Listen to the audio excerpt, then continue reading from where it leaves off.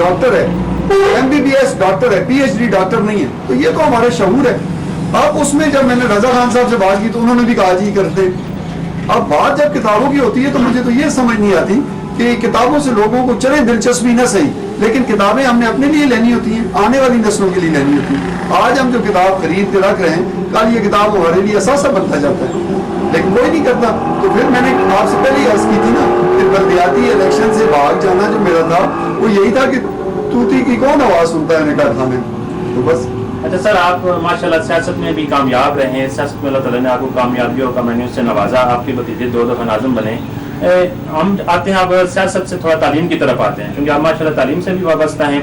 तो ये वेलफेयर रहमत स्कूल माशाल्लाह इस वक्त हमारे चर्च का एक बहुत बड़ा नाम है, तालीमी इदारा है। ये आपको कैसे ख्याल आया कि एक तालीमी इदारा कायम किया जाए, कुछ स्कूल कायम किया जाए? असल में की बात ये है कि 87 के बाद थोड़ी तमहीद बननी पड़ेगी।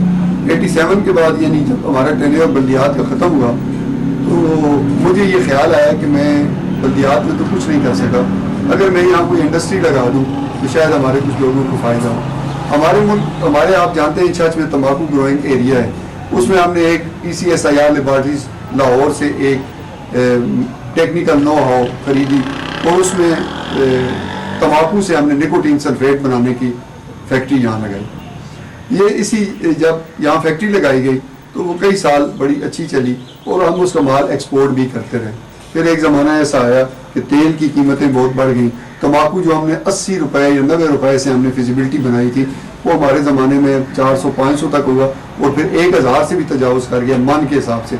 और मैं आपको ये भी कोट करता जाऊँ कि तंबाकू का एक ज़माने में मुझे तंबाकू बोर्ड की तरफ से खत आया कि भाई तंबाकू की जो अजरों वाला तंबाकू है इसकी तो नस्वार बनती है और आप लोगों को कह रहे हैं कि कल्टीवेट करें, तो आप करेंगे क्या इसका?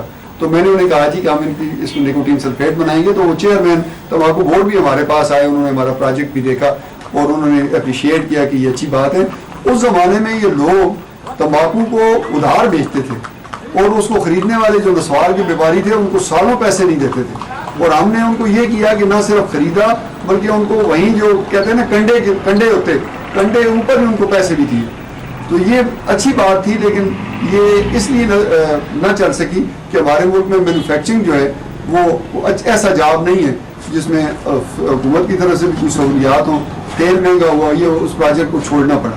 बीच में एक थोड़ा सा बात, एक सियासी हवाले से ज़रा सी बात करता हूँ कि बीच में फिर एक खान ग्रुप बना हाजरों में और खान ग्रुप में हमारे बहुत सारे दोस्त हुए। उसी पैनल के तहत अपना खान ग्रुप का जो पहला सदर था वो तफेल खान बंगी वाले, उनके अफ्रीका जाने के बाद मुझे उसका सदर बनाया। उस पैनल के साथ हमने इलेक्शन लड़ा जिसमें पूरे शहर में दोनों साइडों पर हमें भारी अक्सरियत मिली। उस भारी अक्सरियत के बाद जब दोबारा इलेक्शन लड़ा गया तो मैं आपको एक रिकॉर्ड के मुताबिक बात बताऊं कि जो लोग पैनल में थे, खान ग्रुप के पैनल में थे, वो अल्लाह की मेहरबानी से सारे जीते और जो इसको छोड़ गए थे वो तकरीबन सारे हारे।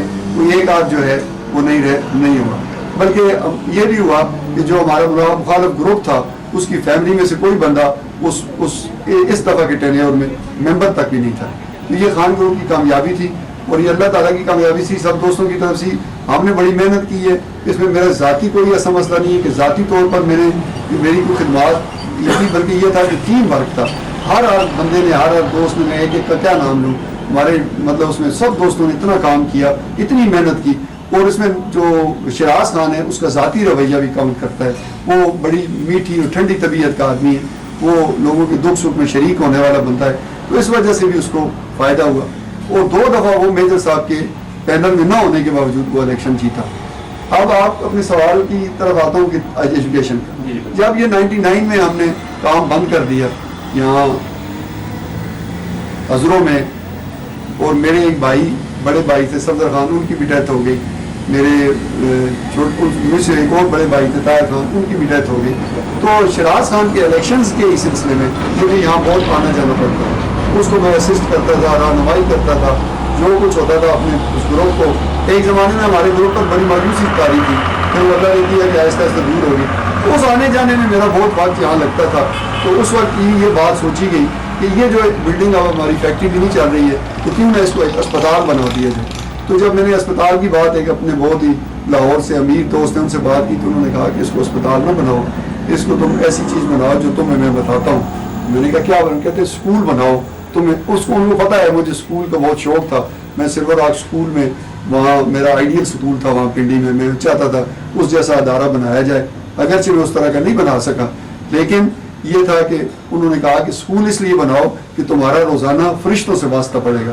اور واقعہ میں آج سمجھتا ہوں کہ آج صبح وقت میں اٹھتا ہوں, آتا ہوں اسکول میں, دیکھتا ہوں تو فرشتے مجھے نظر آتے ہیں اپنی معصوم باتوں کے ساتھ, تو میں اس میں بہت خوشی محسوس کرتا ہوں.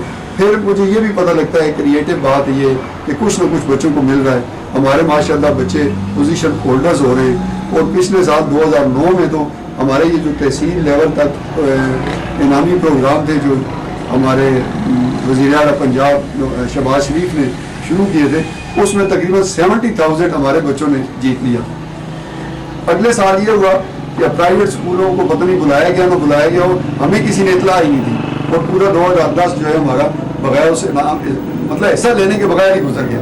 کسی کو پھر انہوں نے اس پروگرام میں اتنی کمپلیکیشنز بھی پیدا کر دی کہ ایک تو بر وقت مطلب ایک دن پہلے بتا دیا جاتا ہے جی کہ آئے آپ پروگرام میں حصہ لیں, ایسے پاسبل نہیں ہوتا. اور یہ جو جہاں تعینات تھے, یہ لوگ جن کی ذمہ داری تھی, انہوں نے ہمیں کوئی اطلاع نہیں دی. تو اس کی وجہ سے دوسری بات یہ ہے کہ ہمارے بچے ماشاءاللہ جو میٹرک ہیں وہ بھی نمایاں کامیابی حاصل کرتے ہیں, اور یہ نمایاں کامیابی حاصل کرنا ہمارے تمام اساتذہ جو یہاں کام کر رہے ہیں, میرا بیٹا ہے یہاں, اس نے ماسٹرز کیا ہوا ہے, دوسرے بیٹے نے گریجویشن کیا ہوا ہے. مطلب ان دونوں کو بجائے اس کے کہ آج رواج ہے کہ ہم باہر بھیج دیتے ہیں, جی جاؤ باہر سے جا کے تو پیسے کما کے لاؤ.